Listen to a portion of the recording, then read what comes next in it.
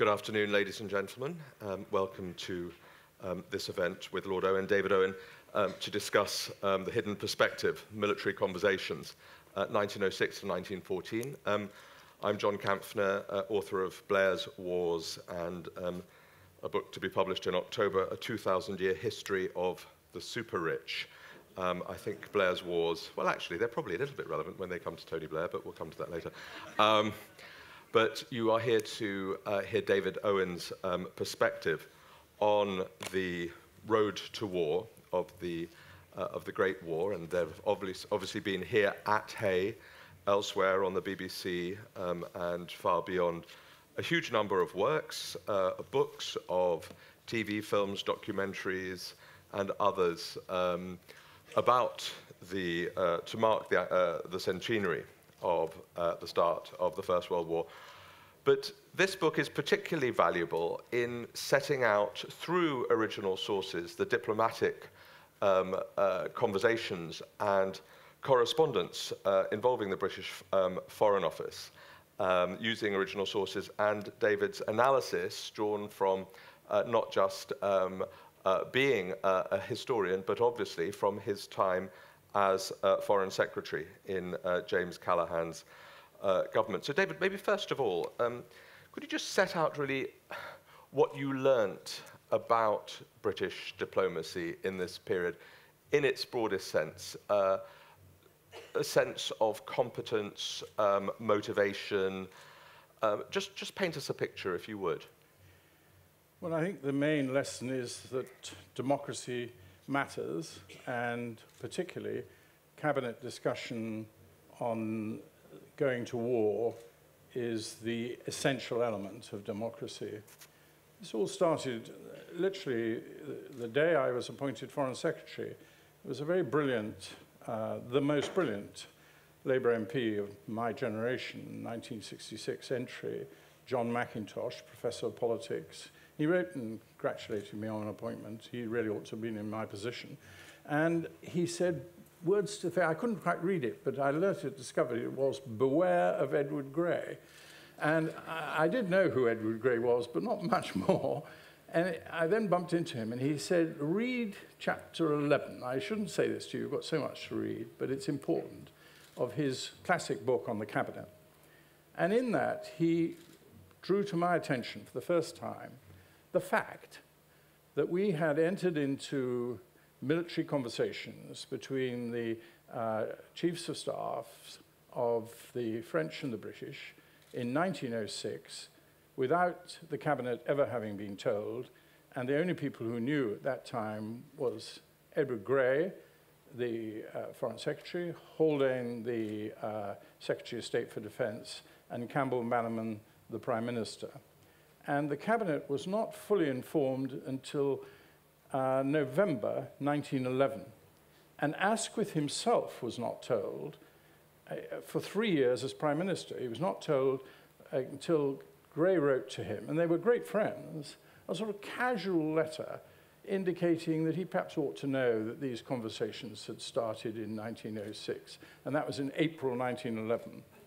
Well, I don't think it did have a crucial influence on the decision to go to war in 1914, but it was the essential background, and you cannot read Grey's speech on the 3rd of August, 1914, after which the die was cast and we were going to war, largely because of Belgium, but that was not Grey's perspective. Grey's perspective was, and he made it clear, really, in that speech, that we were under an obligation because of all the discussions that had gone on with the French before, and that was an obligation of honor to send the British Expeditionary Force into France. And remember that Britain had stayed out of the 1870-71 war between the Germans and the French deliberately and consciously.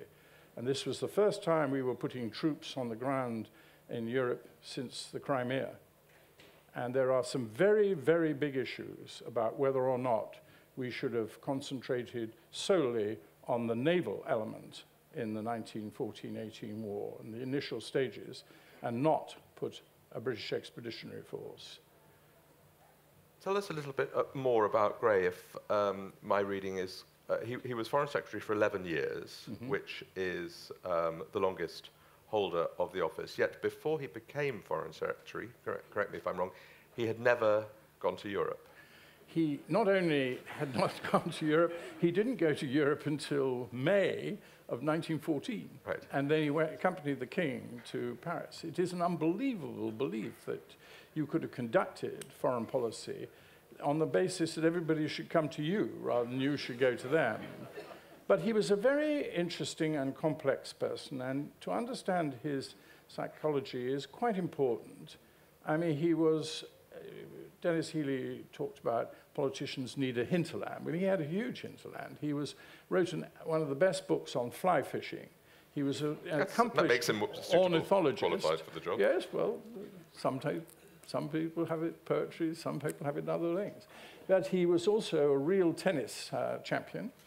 But there was a strange aspect of his life, which I think is very important to understand, and that was he was very secretive in many respects, and quite a tight person. He had a rather unsatisfactory marriage in the sense that they loved each other, but there was no sexual relationship. She was frigid. And then she died really quite early on in his time as Foreign Secretary in February of 1906. He had various other sort of women in his life, but all kept very secret. And there was a sort of aspect of the man which was a buttoned-up, secretive side. But he was courageous. I mean, he was a great friend of Asquith and a friend of Haldane.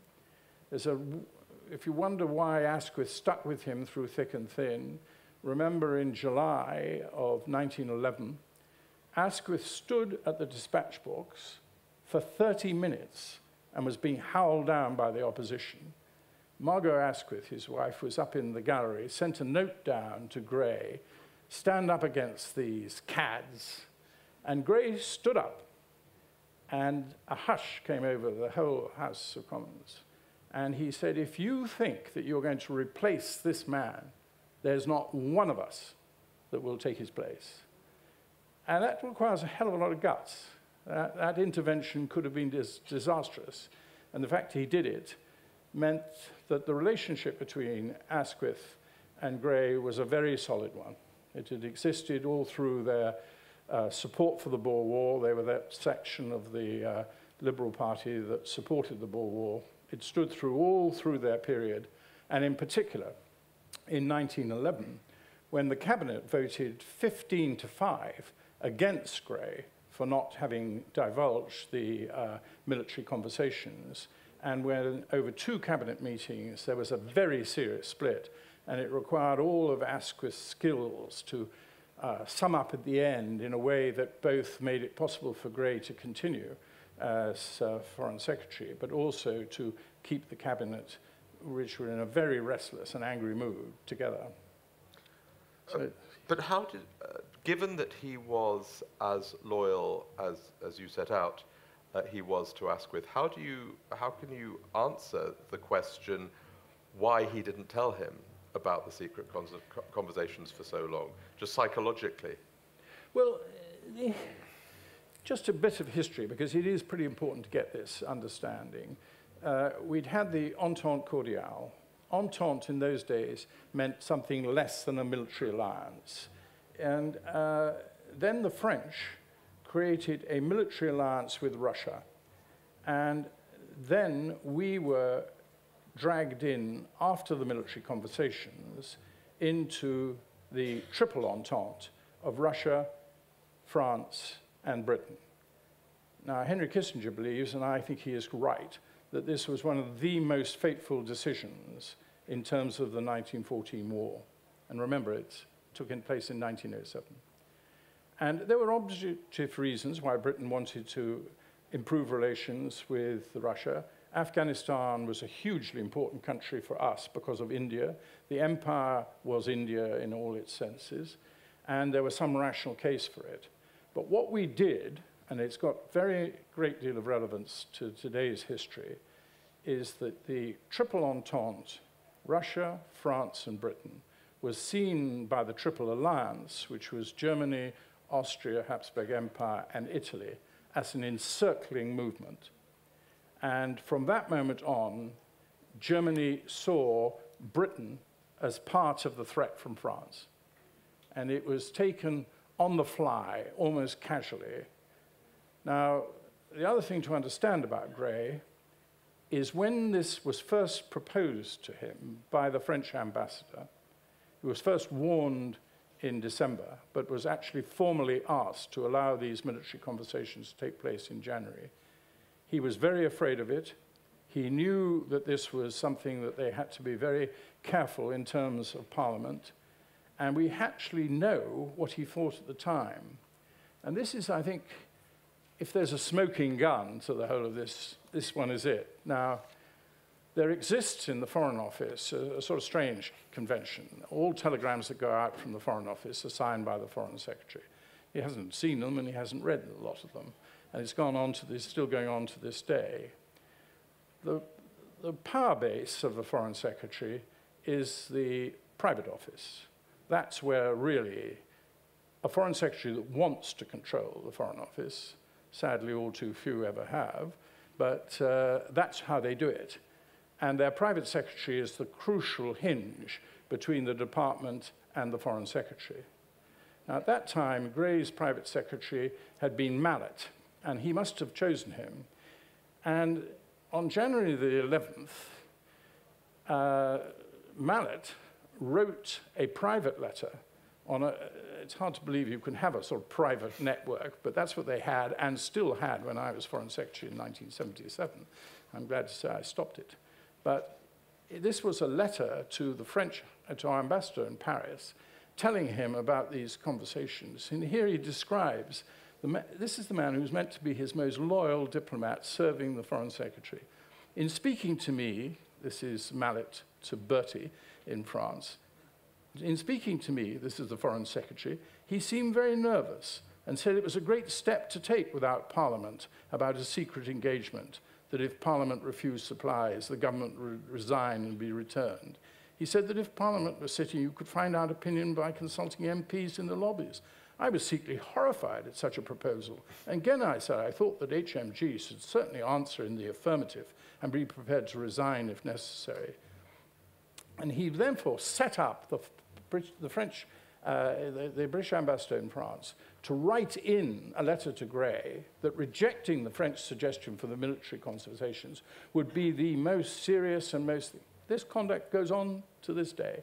If the Foreign Secretary is having a row with Europe, you can be sure as hell that the diplomats in all the different embassies will be writing in and saying, this is, if you don't do this, it will be an absolute disaster, we'll lose influence, we'll lose strength. And it almost got to happen so often you just get bored with it, and you know perfectly well these letters are going to come in. And he ends up saying, he must, supposing he agrees, this is his boss, do everything he can to buck up these miserable creatures. So I think this gives you an indication of what was going on. Basically, the Foreign Office were of one mind at that stage, that we had to nestle closer to France. And they were full of many people who were Germanophobic, really, and hostile to the concept of any even-handedness between Germany and France. Now, I don't think that Grey was positioned into this and dragged into it. Grey had his own mind. We know what he was saying about Germany 2 or 3 years before in opposition. He was hostile to Germany. And here I do think I ask you to go back in time and remember Germany before 2 world wars. Think of Germany as it was in 1906, an emerging industrial power, great links between the royal families, substantial links building up between industry. Joe Chamberlain, for example, strongly in favor of choosing Germany to be more friendly with than France.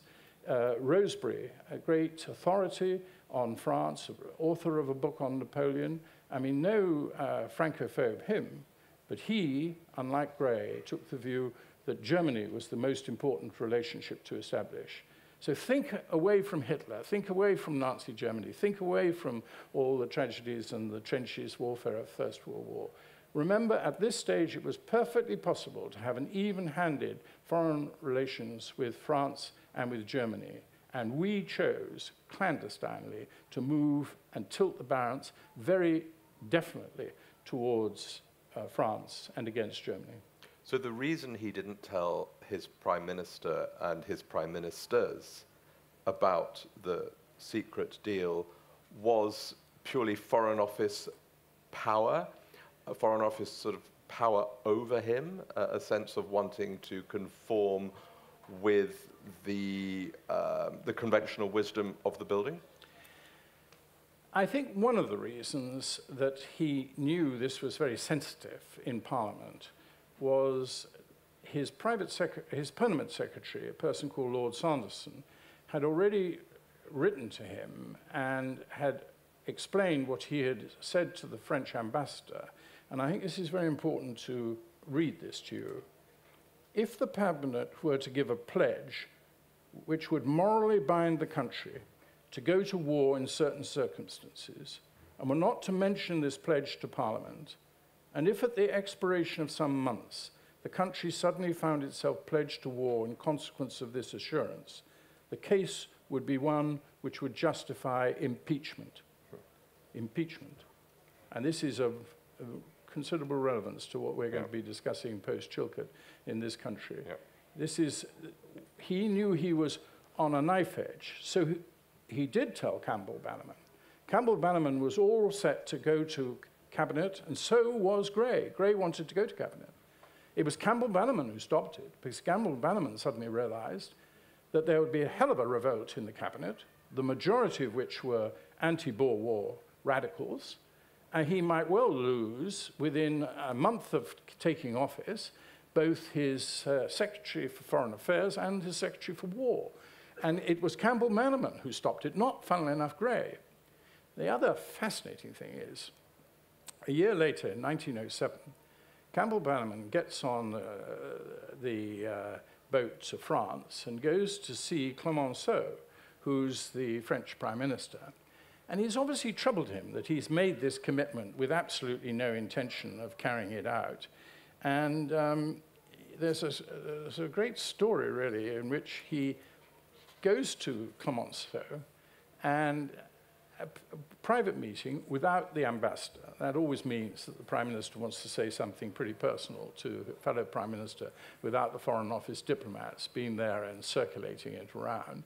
And he tells Clemenceau, when Clemenceau says, I gather you're all on board for the military conversations and that thing, he said, I've got to tell you that there's absolutely no way that the English will ever accept coming in and fighting a land battle on the continent of Europe. And it's almost as if he's just troubled that he's given the false impression. And we know about this conversation because a woman who later married Lord Milner was at a French dinner party when Clemenceau arrived in, talking about the British Prime Minister Campbell-Bannerman as idiot, imbecile, and revealed this whole conversation that they'd had. So it was delicate. It was delicate in the politics of the new Liberal government. It was delicate on the whole question of not involving the cabinet in decisions which had implications for future war. It was delicate in terms of the Foreign Secretary and the Secretary of State for War, who didn't want Campbell-Bannerman to be Prime Minister anyhow and had tried to make an arrangement that he would go to the House of Lords and be nominal Prime Minister while Asquith was Prime Minister in the House of Commons. So we were treading in on eggshells, but already we were seeing some of the big issues that were going to come up with the war, and this deep one. What price democracy? What controls the Prime Minister? Because under our Constitution, the Prime Minister makes the decision to go to war, but as we'll see in 1914 and in 1939, that's only nominal. The heads have to be counted, Cabinet has to agree to war, and then the Prime Minister makes the decision and takes the decision.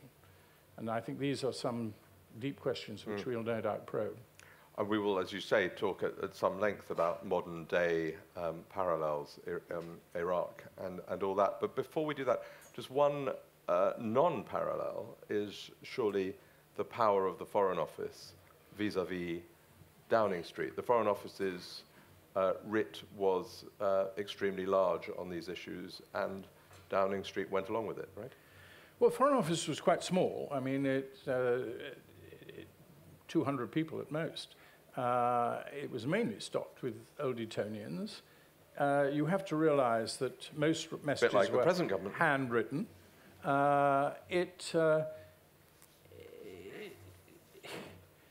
We had a vast empire, but remember there was an Indian office, so the Indian office looked after India. We had colonial offices for colonial offices, which were two quite powerful cabinet ministers. So the Foreign Secretary's remit was not totally global. It's a very interesting question, the Foreign Office. I mean, I fought the Foreign Office for nearly 3 years, and everybody knows that around the place, because I am not a federalist. I am a strong European, but I am not a federalist. The Foreign Office found it very difficult to have a Foreign Secretary with the support of the Cabinet paper, which was in 1977, that we were Europeans but not federalists, and they fought it. They have a feeling, I mean, I've been in the Ministry of Defense as a junior minister for the Navy. The generals find it easier to accept political leadership on questions than the Foreign Office do. The diplomats feel that they are almost, this is a different political field because it involves foreigners. There's an element in which they must be allowed to take these decisions away from politicians. My view, the tension between the Foreign Secretary and the Foreign Office is perfectly natural and perfectly acceptable. I didn't mind it. I had a very loyal private office, not composed of politicians. They were diplomats who came in, and while they worked in my office, they served me with intense loyalty. I could not ask for more committed people and more delightful people and a pleasure to work with. And I don't think it needed to be very much larger. The ultimate choice is the Foreign Secretary's, and as long as he keeps his or her links to the Prime Minister and obviously to the Cabinet, then the Foreign Office have to live with the decisions, even if they don't like them. But this tradition of them having a Foreign Office view is very definitely there. And I would like to move a little bit on before we get back to some of these contemporary questions. This book is in two parts, up to 1911. And then after that, the Cabinet knew. So they knew that it was possible that we might end up in any conflict with Germany on the side of France. There then was a question of what diplomacy was going on. My real underlying criticism of Grey is not anywhere near enough was done to prevent war. And there was a thing called the Haldane Mission of 1912, which I believe has been neglected by historians. And Haldane was, Germany asked the Foreign Secretary to come and visit them. The Foreign Secretary didn't want to go, so he sent, with the permission of the Cabinet and the Prime Minister, Haldane as Secretary of State for War. Haldane had been at Heidelberg University, spoke fluent German. He went out there, and it became apparent that the new German Chancellor was at odds with the minister responsible for the Navy. And there was a real dispute, and the Kaiser was oscillating between the two. Haldane spoke to all the key people involved, and he came back with a piece of paper of a possible compromise, and he used in this compromise the words benevolent neutrality, which, funnily enough, if some of you study some of the cables earlier on, was words that Grey had used in a telegram which he'd actually written, and obviously had written it. And I think Haldane must have picked it up and stowed it away for a day or so, and it was 5 years later that he used it in the negotiations. Now, those negotiations could have made a huge difference. Basically, they were shafted by the Foreign Office and the Foreign Secretary in acting in unison. If that negotiation had gone through, I don't believe there would have been a war in 1914. And that is certainly the view of the German Chancellor, who on the 3rd of August said, all for a piece of paper. And he meant the piece of paper which Haldane had negotiated. And the reason why it's been neglected is that there was another element to this negotiation. There was Haldane and the German Chancellor, but Harcourt, who was the Liberal Colonial Secretary, was totally opposed to war, and he saw that there was basically a deal that could be attractive to the Germans outside trying to slow down the rate of the naval build, and it was in Africa. And perhaps because I'm fascinated by Africa, and particularly the Portuguese colonies, if you look at what was happening, Harcourt was doing a separate diplomacy and making considerable progress over divesting, it's a polite word for taking away, from the Portuguese, particularly Angola, which is what Germany wanted. Now, this may shock all of you, but this was quite commonplace in those times. The Moroccan dispute was settled by France giving the Germans a little bit of Africa. This was quite a significant part of Africa, and Harcourt was ready to put that into the pool of the negotiations over trying to slow down the build rate of the German Navy, and effectively driving a wedge between the German Chancellor and Tirpitz, the Minister for the Navy.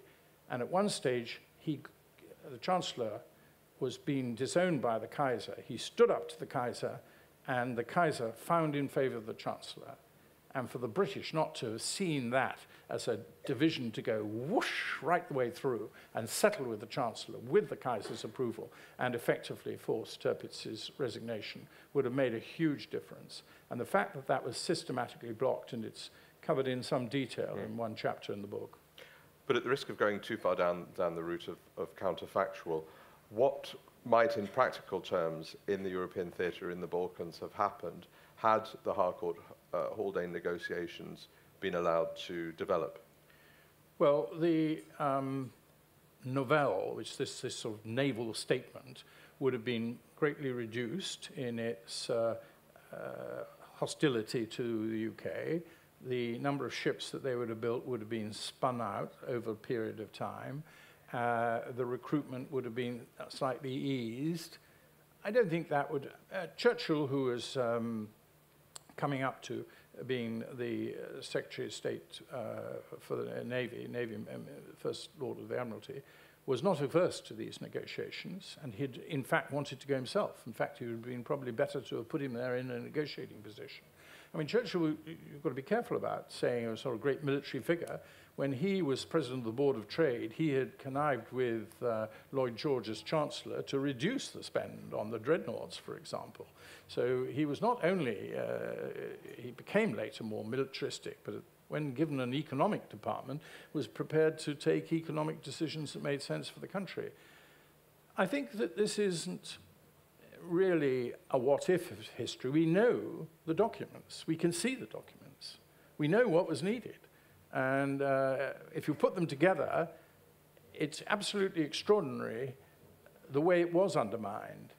But it's very hard to put through Cabinet an alternative peace initiative if the Foreign Secretary and the Foreign Office are totally opposed to it, and Asquith was not prepared to lead from in front on this issue. Haldane should have stood up and made it a point of resignation, but he was too close a friend of all of them, and not in his personality, really. The man who did stand firm, as far as toughly as you could have expected, was Harcourt, and I think he deserves a lot of credit. So in the next 5 or 10 minutes before I throw it open to questions, and do get thinking about your questions, if you would, just let's bring it forward to the modern day, David, or more particularly events of 11 years ago, and the road to the Iraq War. In my book, Blair's Wars, I bring to light evidence that at Crawford, Texas, 11 months before war broke out, therefore in 2002, Blair had said to Bush, "I'll stand by you come what may." These are this is obviously documents that Chilcot, and evidence that Chilcot has been looking at. In your book, The Hubris Syndrome, you talk a lot about Blair and messianism and hubris. What lessons does this the Grey affair, the non-telling of a secret deal, what lessons does that have for the modern day, and why have we not learnt the lessons? Well, it does puzzle me. Doctors have many vices, but one of their virtues is when they kill their patients, they usually have a post-mortem. Politicians are most averse to ever looking back at any of their failures. And one of the reasons why I think the debate about the First World War is becoming so interesting is actually it's the first time we're really having it. After that, massive casualties, after this terrible, terrible war, it was too painful to think you could have made any mistakes. You just had to rally round. And even now, some people are finding it quite difficult to go through an objective analysis of what might have been or what could have been. And I think there's a real lesson from this. You've got to learn from history. And you have to learn the consequences of not having this cabinet discussion. You know, Churchill in his war memoirs swore blind that at no stage during the war had there been any discussion of a peace settlement. 9 times the cabinet met at the end of May, while before Dunkirk had actually happened. A new Prime Minister was faced by Halifax demanding negotiations with the Italians. Churchill saw that was code for negotiation with Hitler, that the first demand would have been a ceasefire, and with the Germans on the continent in France, a ceasefire would have had to take place, and he believed he would never be able to mobilize the British again. It's one of the key and the most important decisions of Churchill's life. If you ever believe that you can get rid of cabinets like Blair did, if you believe that there isn't a price for it, read about this, because it is the most fascinating example how cabinet government works and the interstices. Actually, cabinet also worked in 1914. You may not like the decision, and it certainly did work in 1939 about war. These issues can be argued, and in Churchill's case in 1940, it was absolutely vital. He had the numbers, because Labour, Attlee was on his side, had the numbers in the war cabinet, but that wasn't enough. He had to get Neville Chamberlain to disown his own appointment of Foreign Secretary. And so Halifax had to be disowned by Neville Chamberlain as well as Churchill. Go back to the Suez Crisis. We never had a proper examination of what went wrong in the Suez Crisis. And it was only really when Eden, a sick man, and a lot of explanations of his conduct can go back to his illness, but nevertheless, he lied to the House of Commons. In November 1956, he said that there had been no clandestine negotiations between France, Israel, and Britain. And of course, we all now know that there had been a totally clandestine fix in which Israel was going to attack across the Suez Canal, and then the French and the British would come in as an intervention force. Now, because that was never fully exposed, we never really had the sort of analysis from which we could learn. And Eden had to resign. I mean, he was bad health, but that wasn't the reason he went. He went because he knew he had crossed that line. And I know many of you think all politicians lie the whole time. It's not my experience. And it's certainly not my experience of lying on big major issues to the House of Commons. So we have to hold to one thing. Contempt of the House of Commons. Lying to the House of Commons is every bit as serious as contempt of court. And we have to know, we know how easy it is to lie to court. We know how powerful must be the provision that there is contempt of court is something you go to jail.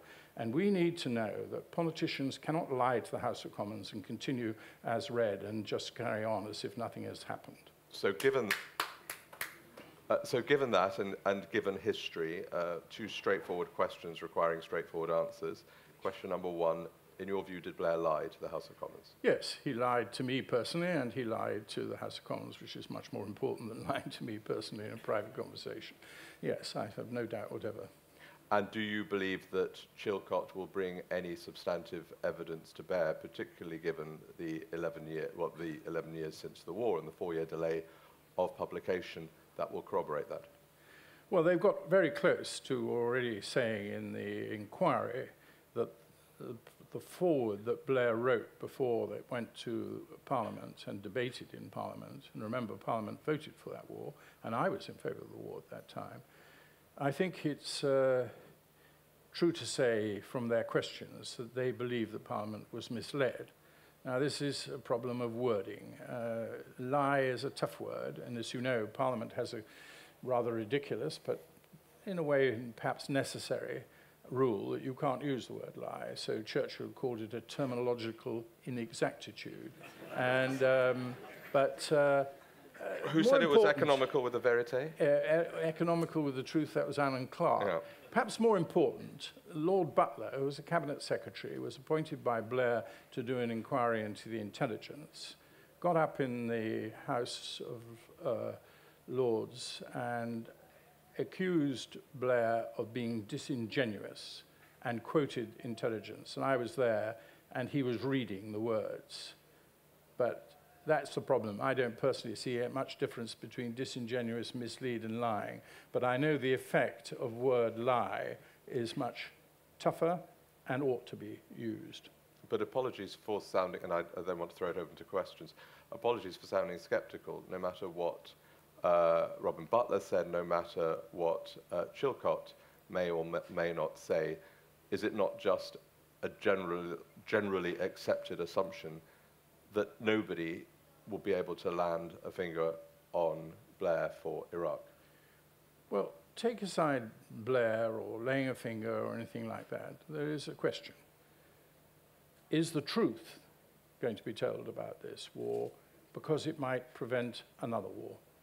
That's the real issue. Without being vindictive, without being in any way strong, it seems to me to be very, very important that we say to ourselves, we must establish the truth this time, and we expect Parliament to do it. Now, Parliament, it was difficult for a Labour government to face up to setting up this inquiry, and it is to the credit of Gordon Brown that he did do it. It was not easy. It was negotiated, obviously, between Mandelson and him, Mandelson on behalf of Blair, and understandably, but commitments were given, and one of which was that every British document should be available to everybody, to the inquiry. And when the inquiry wants to publish those documents, we have seen now obfuscation, delay, and quite scandalous involvement of Blair's previous private secretary, who happens now to be cabinet secretary. The idea that the cabinet secretary should be the arbiter of this is, again, something's wrong with our system. I mean, in normal circumstances, if somebody had been my private secretary, I would have expected them to say, well, I can't be involved in this issue. I'm too prejudiced. I'm too committed. We need to look at a lot of the procedures. I mean, Warren Hastings was impeached. They made an attempt to impeach Palmerston. It's a very old-fashioned procedure. It didn't work very well when the US Congress tried to impeach Clinton. I don't think that's the right procedure, but some form of settling of the truth has to emerge. I prefer to say contempt of Parliament. I think that we need to know, was there contempt of Parliament or not? And I believe there was. Right. If we could switch up the lights a small amount, please, so I can see people whose hands are raised. It would be helpful, although absolutely not essential, if you wanted to frame your questions in a historical manner, but obviously do frame them in whichever way you wish. Now, I have to defer to my former tutor, Kenneth Morgan, who is in the third row there, to ask, or the fourth row, to ask the first question. Well, thank you. A very enjoyable talk, David. I greatly appreciate it. I think that, as you show, the government can be strongly accused on grounds of secrecy before 1914. I wonder if you think they could also be accused on grounds of inconsistency.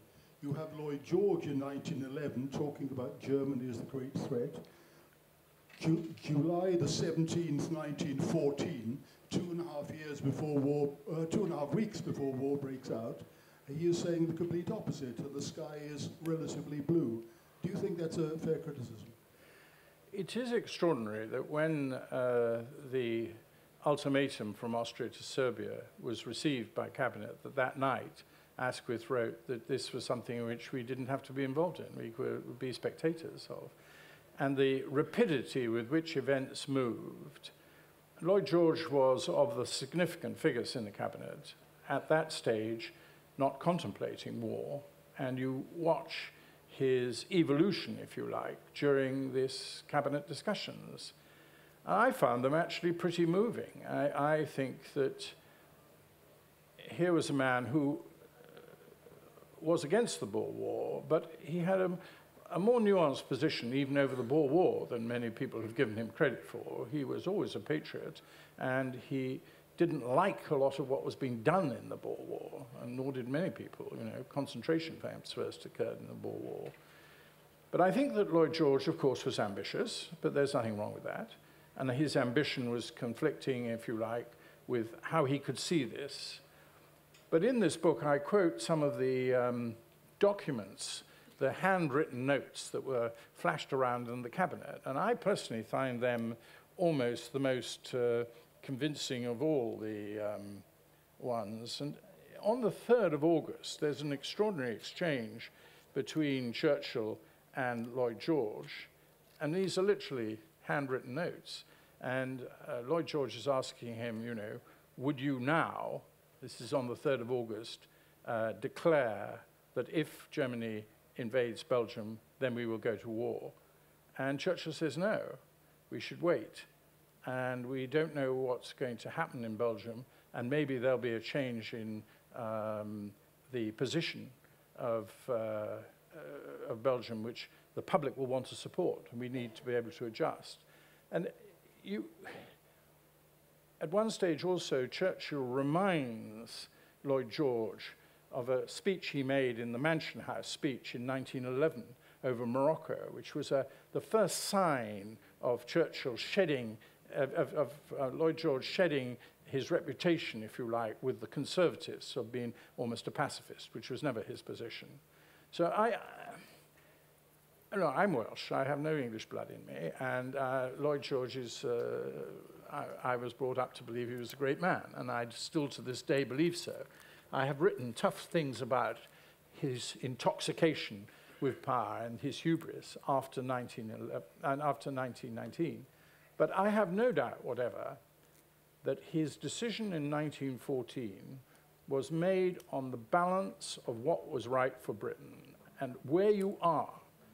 You know, in politics, it's no good the theory. You're in there. I used to try, even before I came into the Cabinet, try to make decisions on if you were there, what would you do?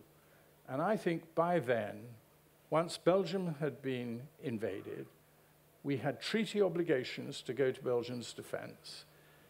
We had made these obligations to the French, to a British expeditionary force. There was hardly a single senior military figure who didn't think that if Germany went through Belgium and attacked France, we were obliged to go to the French rescue, whether we like it or not. Nobody had ever been able to put the naval case, other than Jackie Fisher, of just staying outside this war, which it should have been put, in my view, in the Cabinet much more forcefully. Morley did his best at times, and some other liberals did their best. But slowly, Asquith molded the radicals. So he only had 4 resignations and eventually only 2. You know, and I think that what would have been the consequences? The Conservatives were all for war. If the Liberal government had split, this is the first kind word I've said about the Liberal Democrats for years. But I mean, if the cabinet had split, we would have gone into war with a split political system, which would have been absolutely disastrous, or we would have stood aside from war, we'd have been riven. You were bound to start putting the country's best interests first, and I think that's what Lloyd George did, frankly. We've got quite a lot of hands up, so if I could ask for short questions and then relatively short answers. Are there any hands at the back? Yes, right there at the, let's go back, yep, just 2 levels up on the back. Thanks, in the stripy shirt top, thanks.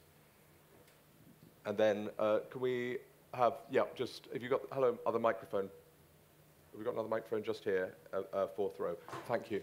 I'm sorry, we don't always get the microphone at just the right point, and this is a bit of a pity, but I'd like to go back to Chilcot.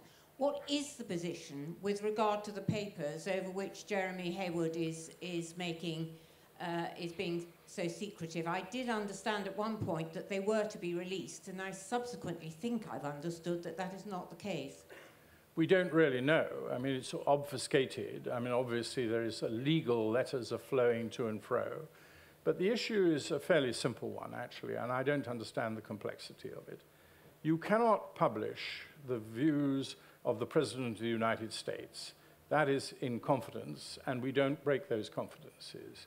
When you set up an inquiry and you say that the British documents will be available, then there's quite clear. There are no documents that Tony Blair owns. He is Prime Minister of this country. If he writes a memo or he has a phone call, he does it on, on behalf of all you and I. And this idea that he can somehow rewrite the rules once the inquiry has been set up is nonsense. And nor should his cabinet secretary be trying to do it for him. It obviously is better to put the views of the President and the views of the Prime Minister together as would be reported, because somebody listens in to these conversations. So there is a record of telephone conversations and obviously a record of letters and memos to this end. But it is almost certain that you would have to redact the words of the American president. But with that proviso, I don't believe there is any argument whatever. If 5 Privy Councillors have been set up to inquire this, want these documents published as part of the historic record which they've been asked to provide, that it should be done. And I cannot understand why it is thought that the present cabinet has no locus on this issue. That I just don't accept. Cameron is saying, well, he's got no locus. Now, I don't think he's got a locus on the report. It's got to be independent. But it's not for a civil servant, let alone a civil servant who's been Tony Blair's private secretary during his period as Prime Minister, to make this decision. This is not possible. I wrote to the Prime Minister and suggested that we should use another procedure, which is to allow the Lord Chancellor to do this. These are political decisions in a way, but they're semi-judicial decisions. That used to be the role of the Lord Chancellor. But it seems to me it is also just complete sense, whether we like it or not, and obviously Blair does not like it, and I understand why he doesn't like it, and I can understand it's always embarrassing when your words are suddenly used from the past. But, you know, the 30-year rule exists. All my documents as Foreign Secretary are available, and some of them are very embarrassing. I prefer they weren't available. But, I mean, they are there. And I think we've got to face it, that we've advanced the 30-year rule by establishing this inquiry. If the inquiry want to publish it, they should be allowed to publish it. And I think that the Prime Minister of the day should say that that is his judgment, and that it should be what should carry it.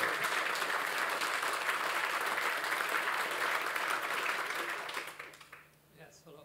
Yeah, it's working, just speaking. Is this on? Yeah. I don't quite understand why it was that very critical and important message that Campbell brought to Clemenceau didn't somehow leak out, either directly from Clemenceau himself or his entourage, and get back to the cabinet, so that the impact of Gray's speech later on might have been much less forceful than it was. Well, it's a very good question, because it was known in the Foreign Office. Gray knew that it had been said. Clemenceau didn't come over to this country until Campbell-Bannerman had ceased to be Prime Minister and made a visit very soon afterwards, was there with Asquith. And Asquith must have given him some reassurance, but without knowing that this letter had taken place. It's actually Roy Jenkins in his book who points the finger at this letter in April 1911 from Gray. It's been the first intimation, because the tense in the letter, it's a very short letter, but in 1907 it is amazing that this didn't become more known. It was known and angrily known in the Foreign Office. They thought that Campbell-Bannerman had behaved disgracefully. Campbell-Bannerman was a very canny Prime Minister, and a much more successful Prime Minister. As history has passed, we've given him more and more credit. And I think it was just the action of a decent man who felt that he was misleading the French Prime Minister and wanted to clear the record up. I think it was no more than that, but he didn't want it to be too public. Otherwise, I mean, Bertie, the British ambassador in France, was not there at the meeting, but it was well known in the circles. But I mean, you know, these are the magic circles. There are lots of things that are quite well known in Whitehall that are not well known out in the general public, still today. If you look at the Hutton inquiry and the extent to which the Blair administration put on internal memos and internal emails some incredibly compromising opinions and revelations, I think probably Campbell-Bannerman was quite happy, would have been relieved that technology wasn't what it later became. It was easier in those days to keep things discreet. Right, question here, and then question there in the middle, and then are there any other questions at the back? Because after that point, right at the very back row, third question at the end, and then we'll have to call time. Okay, you've touched on Grey's personality and the impact that had on the decision for the First War. What about Blair's personality, beyond the facts? What's the Blair element in his personality that led to our involvement in Iraq? Well, you know, I want to be fair. He asked me to rejoin the Labour Party in 1996, and I was very tempted to do so. For a variety of reasons, I didn't. Not least, we got into quite a long discussion on the euro, and I discovered he was mad keen to join and knew very little about it. But I did not. I wanted him to be Prime Minister in 1999. I wanted him to be Prime Minister still in 2001. And I must say, given the alternative, I was even ready to, with growing reluctance, ready for him to win in 2005. During all these times, I had no vote because members of the House of Lords don't have a vote. So I do not hold Blair in disregard as overall Prime Minister. I think he did a very considerable job in Northern Ireland. It started slightly, actually, under Thatcher. It certainly continued under John Major. But Blair pushed this through with single-mindedness and skill, and he deserves credit for it. And there are many other things that he has done, some of which he doesn't totally approve of. Like I personally approve of Scottish devolution and Welsh devolution, but I don't think he was ever very keen on it. But nevertheless, it's a sadness and a great tragedy for him that his prime ministership ended up with these two mistaken military exercises in Afghanistan, which in many ways is every bit as much serious as Iraq, and also the Iraq War. And you've just got to remember, you know, I mean, I'm interested beyond most in nuclear weapons, biological weapons, and chemical weapons. It's inconceivable I could have had dinner with him in July 2002 when he was gung-ho for war. That was the message he was coming out. I wasn't totally averse to the message myself. I thought Saddam Hussein was a complete menace.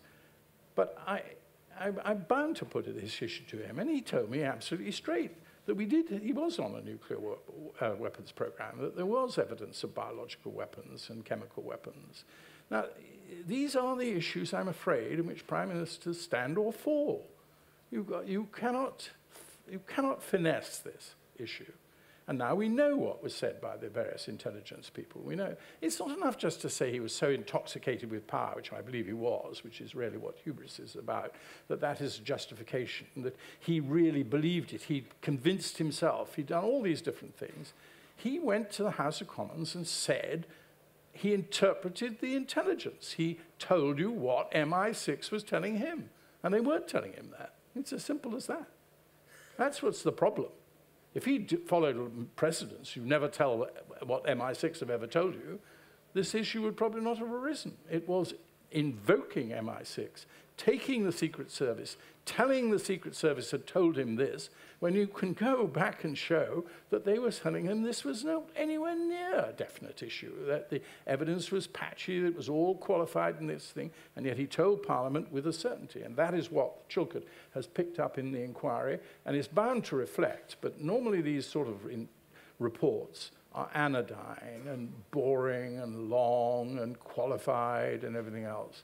It's Parliament that has to decide about this issue. And this Parliament has got to get to grips with it. We've got to know the truth this time so that this sort of war does not happen again. It was only possibly justified on the basis that Saddam Hussein, who has form on this, who developed nuclear weapons again, started to develop again, even after the first Iraq war. And they was discovered in September 1991, after that war he'd been defeated, that they were starting out again. So it was always credible that he might have these things. What was not credible was to quote from MI6 as being the firm and absolute concrete evidence that they had them to justify going to war without, some would say, the UN authority. I personally think probably we did have UN authority. But these are deep issues, and they are issues for parliamentary democracy. And the absence of any dialogue or debate inside that cabinet is a perfect disgrace. And a lot of ministers, cabinet ministers, should be held responsible for not insisting that that took place. Cabinet government virtually ceased to exist from, well, certainly 2000 until 2005. Except for the very excellent Robin Cook. Yes, to his great credit, Robin Cook, as leader of the House, asked to look at the intelligence, was granted permission to talk to MI6, and came to the conclusion, having looked at their evidence, that it did not justify going to war, and he resigned, and all credit to him. Though I think this is going to have to be the last question, I'm afraid. Yeah. It's quite a brief one. Can you describe to us how the Cabinet approached Cheveline in your time, an issue which seems to have some parallels with military conversations? Yes. Cheveline, for those who don't know it, is the modernization of the warhead at the top of Polaris, or now Trident, so that it can penetrate ABM, anti-ballistic missile defenses, around Moscow. Okay? Harold Wilson took the view that the improvement program on the top of the Polaris missile was something that should go ahead when he was elected in '74, and he did tell the cabinet. It is a myth that they were not told. Now, they didn't have a great detailed paper, and he fluffed it a little bit and sort of gave the impression that there was a little bit of modernization. The real problem with Cheveline was that it was undertaken on the basis that it would be a fairly modest expenditure program, which grew and grew and grew, and eventually cost £900 million. I was Foreign Secretary when the Cheveline program, I think, had reached 600 million. And I took the view that we should continue with the program, and we shouldn't stop it. And one of the reasons was that I didn't want it to become public to the Russians, that we effectively had a deterrent was not, if you like, what we said it was with its capacity. Now, actually, at the same time, and if you were interested, I published all of the nuclear papers, it's called Nuclear Papers, and it's by Liverpool University, of the debate that took place, because I did not accept the Moscow criteria. I did not think then, and I do not think now, that Britain's position has to be able to threaten Russia, as it now is, with capacity to penetrate their ABM defenses around Moscow. So I'm against the Moscow criteria. But there is a very strong case, and by implication you're saying it, that this should have been made public. But be careful. You know, we're talking about 77, 78, 79, when we were still in the Cold War, where were still Russian Soviet missiles targeted to be fired on warning on British cities and British military sites. We had a serious enemy at that stage. So I do think when you look at comparisons of nuclear questions, look at the history of where you were. Were you locked in a battle and a Cold War with the Soviet Union, or were you post the Berlin Wall would fall? So I look on the nuclear question as a very different question, for example, now, as it was to then.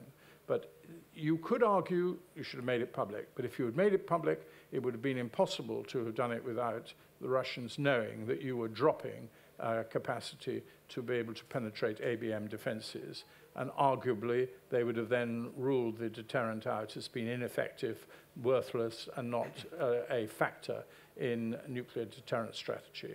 So it's an open question, but there are some secrets that needed, not many in government, but I believe that issues about nuclear deterrence are ones which it is legitimate to have secrecy over.